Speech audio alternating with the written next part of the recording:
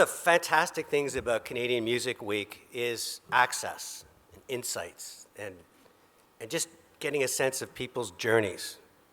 And just for a minute, suspending the reality of hearing somebody and actually hearing the story. And we've got one today that is arguably second to none. Robbie Robertson, there's no wall that can contain the awards. The guy started playing music with Ronnie Hawkins and the band, Lifetime Achievement Awards, inductee in the Grammy Hall of Fame, Songwriter Awards. Incredibly big part of a lot of people growing up. And when you hear his music, it just takes you back into some great times. But to mine for those nuggets and to get those kinds of insights and to walk away with sort of the logs to put on the campfire and say, I can't believe what I just heard, needs a very special interviewer as well. And we have one of the best. And so please welcome to the stage, and they're already on here, Robbie Robertson and Denise Donlon. Thanks, Tony. Good morning, everybody. Morning. Who was up late? Couple people, I know, okay. So we're going to go through, we've only got about 45 minutes here, which is not long to deal with so many lifetime awards. I mean, it's exhausting. It's exhausting.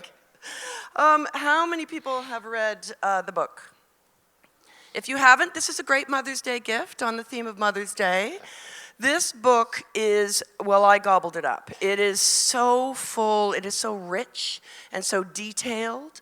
I mean, a lot of big, huge rock stars have their books co-authored or ghostwritten. Robbie, you wrote this word for word in longhand. And there's so much detail in it. I mean, I can almost smell those skanky cars in the nightclubs and all the rest of that stuff. Why was it so important for you? I mean, there's a lot of books written, right? There's your truth, my truth, some truth in between. Why is it so important for you to put your truth down?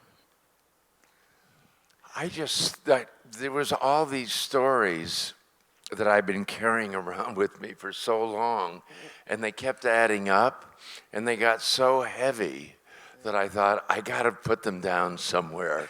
So I decided to put them down on paper. Right. And it's one of the, it was a very rewarding experience, but also one of the hardest things I've ever done too. Well, because like you said, I actually wrote it. A lot of these people, somebody else, they talk into a tape recorder and somebody else does the heavy lifting. And so I had to do it all. And when I got through it, I felt like I got through it. I felt like, wow, what a chore that was. And this is volume 1. So I'm writing volume 2 now. That was when I got through it, and as I read it and made a million notes, and then it ends with the last waltz. And I'm like, what? What? What about Storyville and the solo records and Scorsese and all that stuff? So you're working on the second one now? Yeah. Yeah, the publishers said to me, you can't write your life story and end when you're 32. Right, yeah. Exactly. Right.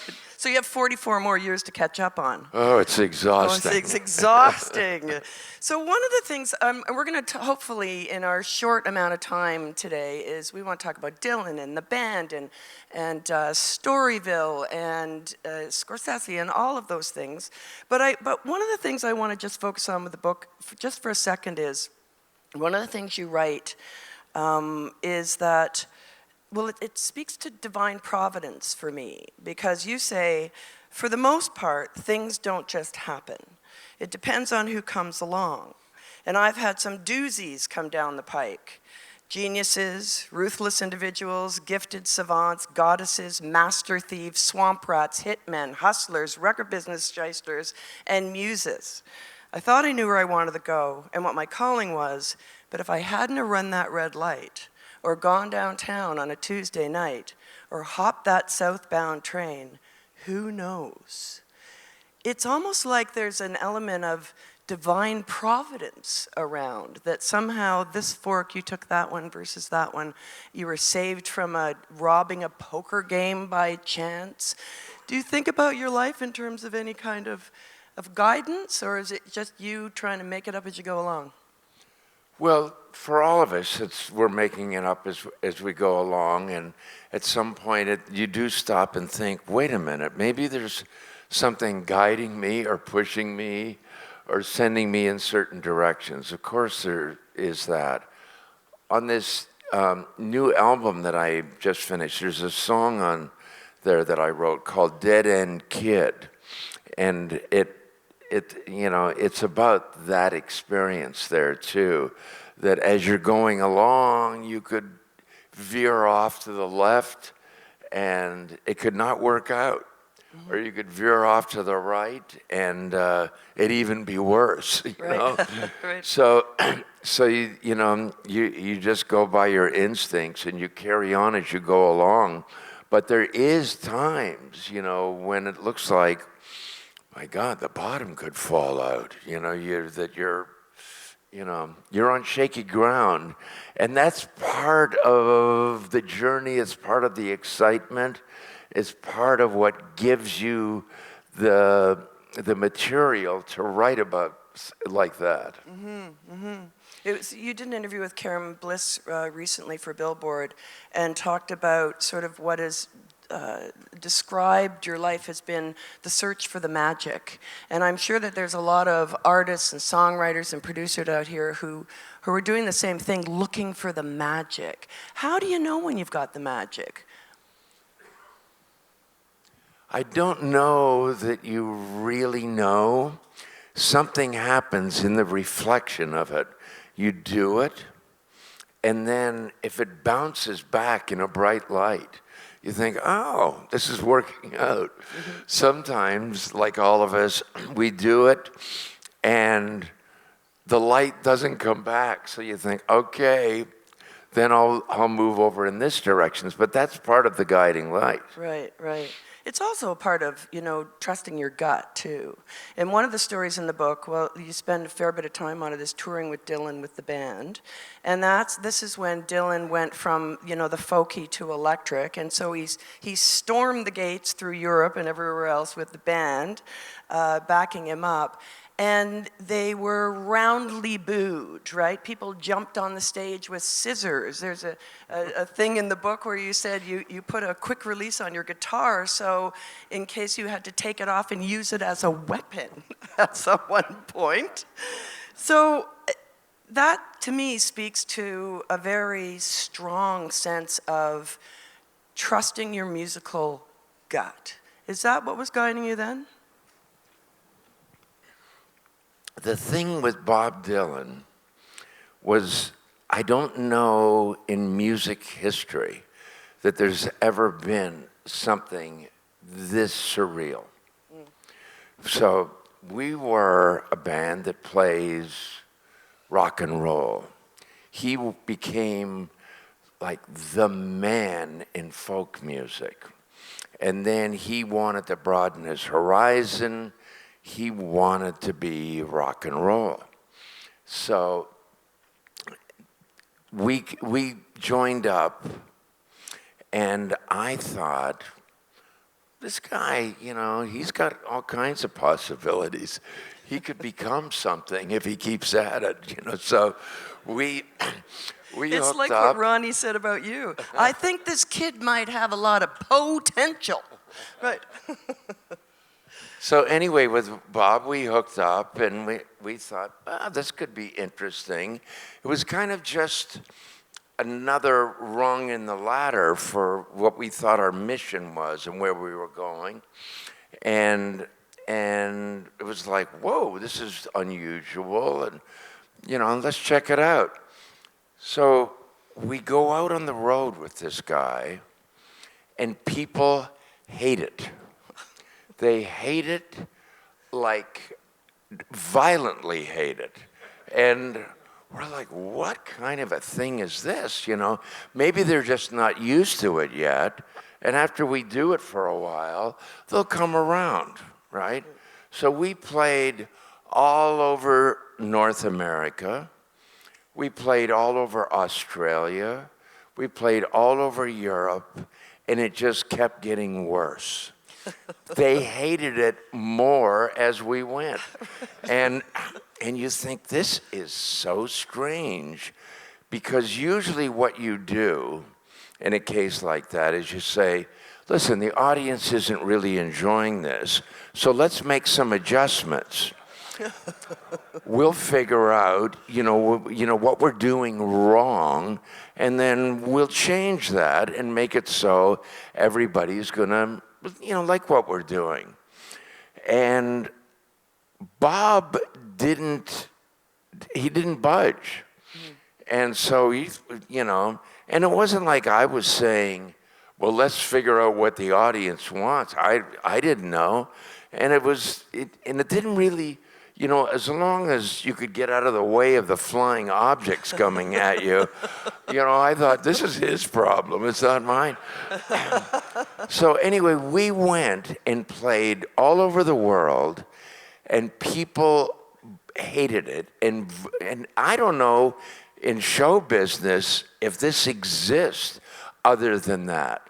And so to think that, God, we're on the front lines of something either before its time or really wrong. And we found out it was before its time, and the world did come around, and we won that war. We lost the battle, but we did win the war. Yeah. There's a great line in the book where you describe it, and you say, at the time, I joked I learned how to play guitar without looking at my fingers because I was so busy dodging flying objects. It was harsh. We were in the midst of a rock and roll revolution, either the audience right or we were right. We could talk a little philosophically, I think, about, where the music is today and how, what the role of an artist is in terms of trusting your instincts, or trusting Bob's in that case.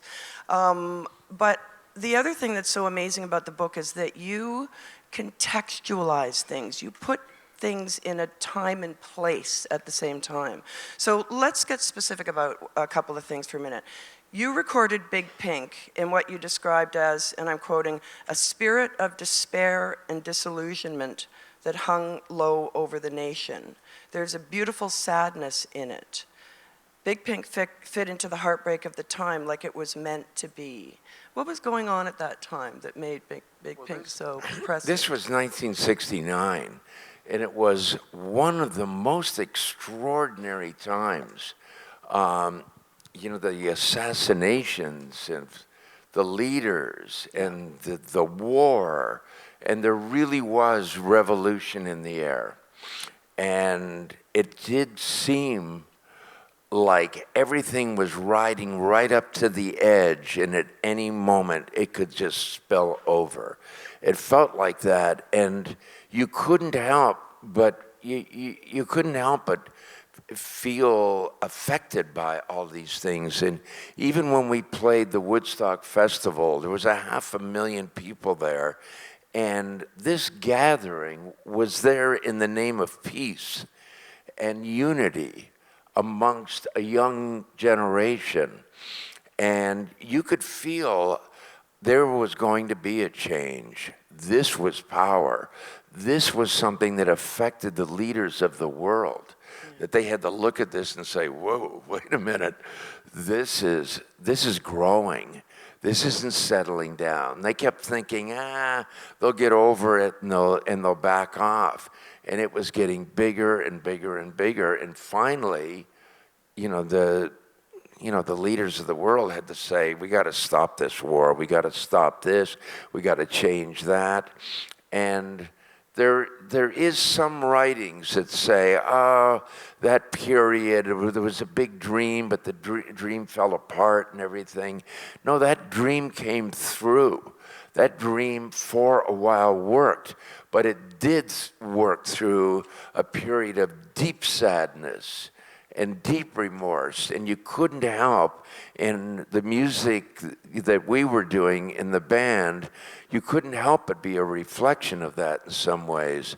And so that's why, making this record, it wasn't about, hey, everybody, let's rock. It was really about, we got to feel what's inside here too, and what's really going on. So, we translated it in a different kind of way, and didn't know at the time how it was going to come across, but it was deeply felt, and it had an effect on music and culture and fashion and everything. It's way beyond anything that we were thinking about. And so to this day, I'm grateful for that. Yeah, I am too. There's footage coming from Woodstock that we haven't seen before, I understand. Yeah? The footage coming From Woodstock, and so you've got a lot of projects on the go right now, right? Your 6th solo record, you've got a documentary coming out, hopefully in the fall, that sort of takes this year it's turned out, and it wasn't a setup. It wasn't, it just, these pieces came together. But I just finished mixing this new album that I've done, and I think it's some of the best work that I've ever done in my life. So that feels good. And one of the reasons that it has risen to this place is it's connected to this documentary. The documentary is named after one of the songs on the album, called Once We're Brothers. And it's also connected to The Irishman, Martin Scorsese's new movie that I did the score for, that is amazing, this movie. This guy's talent is just, it just seems bottomless. It's so brilliant. And then on top of that, like I said, I'm working on volume 2 of this book, and it's the 50th anniversary of the band album. And we're putting together, we've remixed the album. I did it with Bob Clearmountain, and they're putting together this collection of it. It's just so beautiful. I'm so proud of this stuff. But all of these things coming this fall, at this time, at this stage in my journey, and they just gave me a Lifetime Achievement Award, and I'm like, wait a minute, guys, wait a minute, we're on a roll here. Hold off on the awards. So many things. I'm glad you referenced The Irishman. This is a Scorsese film that's coming out, but it's starring De Niro, Pacino, and Pesci. They're not Irish, as far as I can see, in terms of the stars of that. Well, Al Pacino plays Jimmy Hoffa in it. And in The Mob, they were all, as we know, Italians or Jewish. And there was one Irish guy in there that De Niro is playing in this. It's a story. It's called I Hear You Paint Houses. And that's a mob expression for, you're a hitman and I have a job for you to do. Right. And so De Niro plays his part, and he is amazing in this film. Good. And it's a different, it's a different kind of movie. Right now, I'm just telling you off the record, it's 3 hours and 18 minutes long. Wow. And we wish it was longer. That's fantastic. Let's go back a little bit, because I wanted to talk about The Last Waltz for a minute, because the production details in the book are, as many of us are producers, event producers, are incredible, those details. There was a dinner before the show, there was no rehearsal time, there was crazy, insane concern about the film cameras being able to shoot for that long. take us into that world, and because you rolled with it. You just put your head down and dug in and took care of a lot of details and rolled with it. To bring us back to that time, what was going on with you then? Yeah, the stars were aligned because there was so many things that could have gone wrong. And in the filming, because this show with everybody that was involved and it was Bill Graham's idea to have it was on Thanksgiving. So he said, let's have a Thanksgiving dinner for the people that are coming and make this event, just a glorious occasion.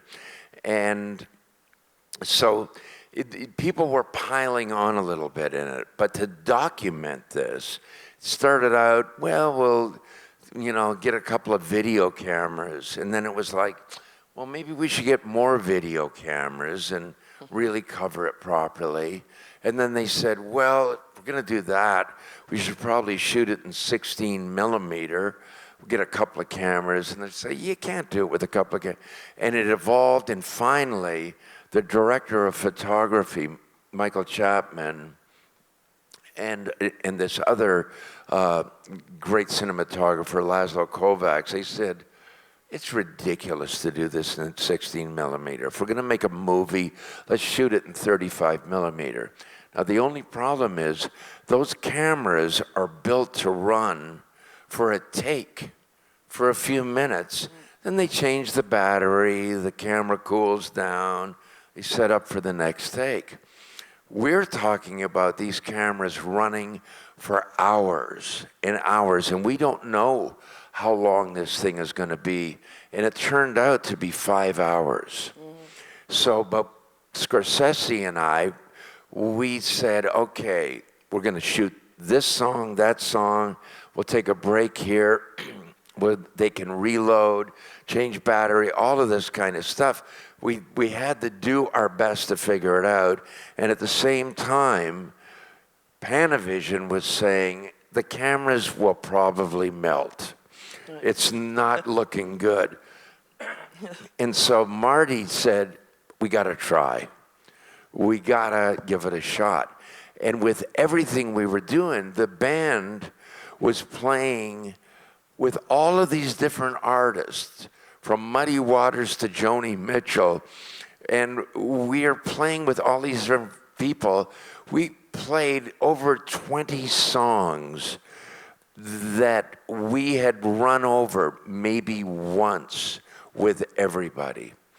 And it was a feat. It's one of the things that I'm most proud of ever in a musical challenge, that we played with all of these people over this whole night, and we didn't screw up. We didn't mess it up. We aced it. And so that's when I say the stars were aligned or something. It's almost an impossible to do that. Yeah. And we managed to get through it alive. Yeah, and there were things, and I know somebody in the audience asked me to ask you this. So there were things you discovered in the editing, like some white things in Neil's nose, was that? So were there extra? Who? Neil Diamond? Yeah, no. Okay then. So back to the context a little. Because as I said, the book, and this is really about sort of, and I want to get a little broader here about, because I am missing the whole idea that was happening in those times, and you talked about it with Big Pink, about music being a force for social justice, about music being a witness to our times. And you end the book with a great couple sentences that talks about the last waltz. And you call it the end of an era, was how many people referred to the close of 1976.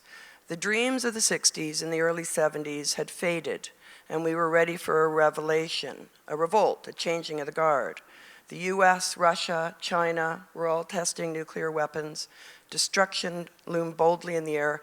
Punk rock and hip hop wanted to give music and culture a good slap in the face. It felt like everyone wanted to break something.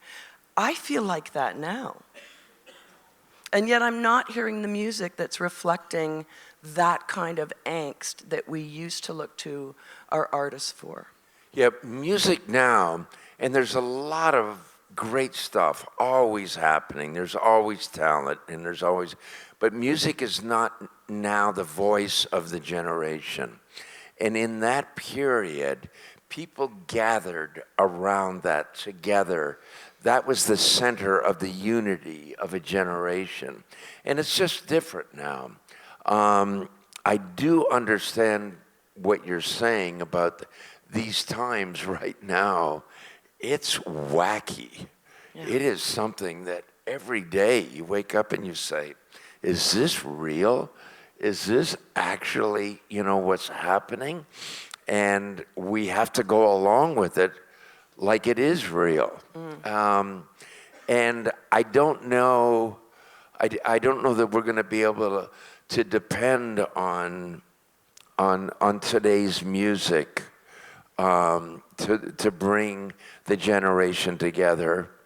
I wish we could. Yeah, me too. I don't know if that's in the air, but something's got to give. Yeah, no, I hear you.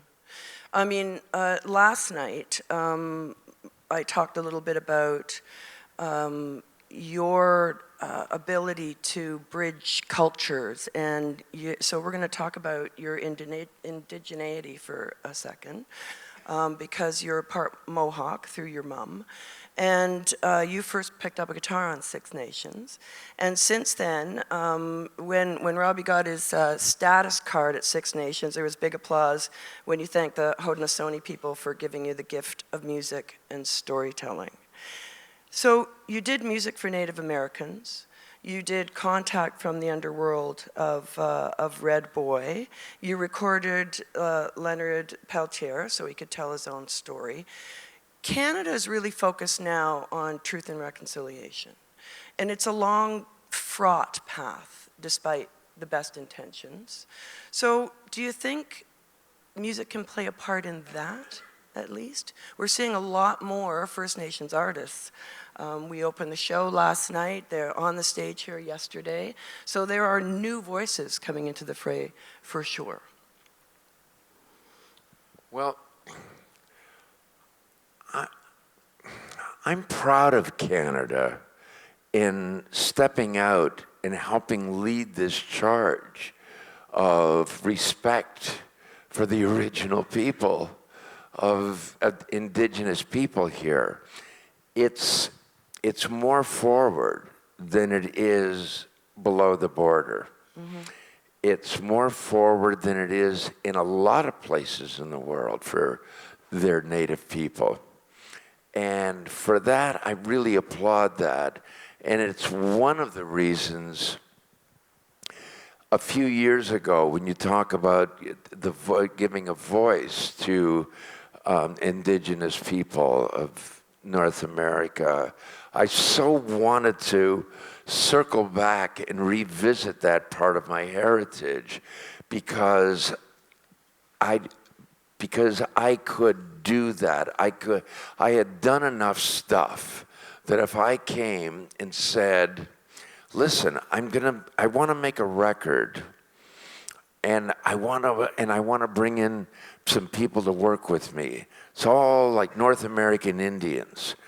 And I'm saying this to a record company that people, that's what I'm going to do next. And they couldn't tell me no. It was like it was too late. It was too late to stop this train. So nobody said, "What? What are you thinking about?" And I know some people. I could see it in their eyes. Some people were really thinking, "We just want a Robbie record. Please, you don't need to, give us world music stuff." And they talk about it as world music when it's right. This music, right? So anyway, I thought I can get away with this. I could make this happen, and I'll just pull that rabbit out of the hat before they know it.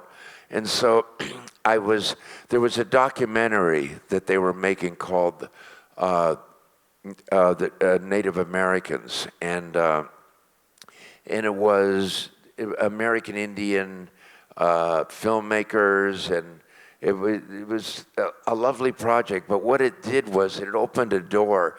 It gave me a way to do this without just being like, hey, now I'm going to do the Indian thing. Yeah. You know, it gave me a legitimacy to open that door, and I did it, and it was such a joyous experience. It just felt so good in the soul to do this. And then after I did that record, I thought, okay, you know, we did that, and we did some beautiful stuff, some lovely stuff, and it rang out around the world too. It was very popular in places around the world, and for that I was extremely grateful. And then I could feel the thing saying, okay, now you're going to make a Robbie record. Now you're going to do your rock and roll thing, right?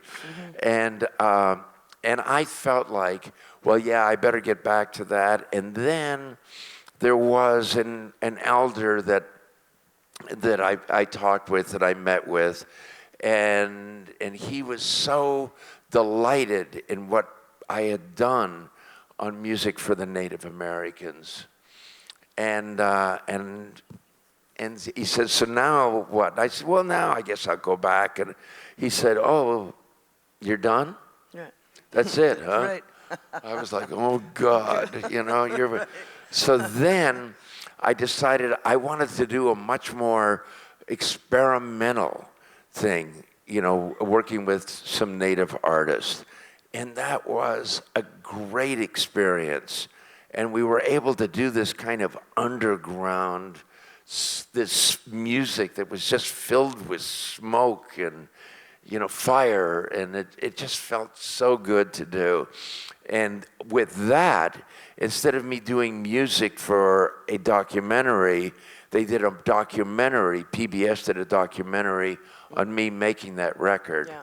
So anyway, it's just, sometimes you just got to do things that just feel rewarding to the soul. Yeah. I've just been given a warning, so I'm gonna talk about survival, because your musical history, your legacy, your ability to travel these roads between film and composition, and it's when you read the book too, you feel that you have a great sense of empathy, and at the same time, we know how tough, especially in your early days, you're a 16-year-old kid, you're traveling the South with Levon and Ronnie and everybody else, and it's like slings and arrows time. There is some shit going on down there. And so, and you resolved at that time, as you say in the book, that whatever happened, you were going to take it. So my question to you is, to be a successful artist, to have longevity where you're true to your art, it's this yin-yang balance between having a thick skin and having a thin skin, to be porous enough, to feel the muse, to feel where you want to go, to be true to your own integrity. I'd just like you to respond to that. Is that what it's like being an artist, being an extraordinary artist, that you have to balance out thick skin, thin skin, so that you're asthmatic enough to be able to make the music you want to make? Thick, thin, and red. And red. Red skin, too. No, you've put it very well, that I guess it is a combination of that. I never had time to stop and dissect it and think, okay, now I'm going to do this and do that. You're right. I was just, you know, on this path, and I thought, I want to go there. I want to experience this. I grew up in a place where they said, you can't do any of that. People like us don't do that. We don't get a chance to do that. There was a lot of, and again, it's this song on this album that I write about. They're like, now, because I remember when I was a kid and I would tell grown-ups, God, one of these days, I'm going to go out in the world, I'm going to do something. I'm going to make a sound that's going to go out around the world, and I'm going to go here, and I'm going to do. And they felt sorry for me. They were like, oh, you poor little guy. You're going to be so disappointed. And I couldn't hear it. I was like, what? Why don't you see what I see? Why don't you imagine what I'm imagining? And it was just something, I just had the fever, and I didn't know how to undo that. I don't know how you explain this, for what it really is. I was just experiencing it, and I don't know what gave me the courage or maybe, you have a little bit of a gift, and you have a little bit of boldness and a little bit of this and a little bit of that, and you just spoon them all together and it adds up to something. I'm not sure, but I didn't know how not to go out and want to change the world. Yeah, good. And I'm so glad you did. I'm going to, thank you. I guess we'll end with one last thing, and it's the old advice question, but I'm asking it to you because you have survived and thrived in this creative industry. I didn't think I'd be quoting Lionel Richie, but he said, "Success is hell. Now that you have it, can you survive it?" And many of the musicians and artists that are in the audience today, they're growing up in a very, very different world from the one you did in terms of the mechanics of the business, right? How to get paid, how to figure out how to reach your audience. Any advice for our aspiring musicians out here in terms of what to do? Get out while you can. Yeah. Success is crazy making. I've seen it all my life. Like, at one point, everybody's like, it's building. We're going somewhere. There is a thing that I write about in my book. And I was striving and building and working and just trying to do everything to become successful. And then at some point, you reach a plateau. And then one day, as I write about in there, one day we're playing somewhere and we're getting ready to go on, and somebody was dusting off my jacket, my shoulder. And I realized I wasn't dusty. And it was like, we've entered a place here where only half of this shit is real. You really gotta have a guard up for what is, what's real in this and what's crazy making. Because people, as we've heard a million times, people becomes very successful and it drives them crazy. Yeah. So, I know some people that it didn't drive crazy, and I know many more that it did. So it's be careful what you wish for, I guess, is the advice on that. Okay, great. And build a good team around you, right? People that will always put you first and say no to all the other stuff that won't serve the art. That's how I'll end it. Robbie, thank you so much. It was a delight. It was a real pleasure. Yeah. Thank you so much. I'd like to see you again. And continued success. Not like you need that as a wish.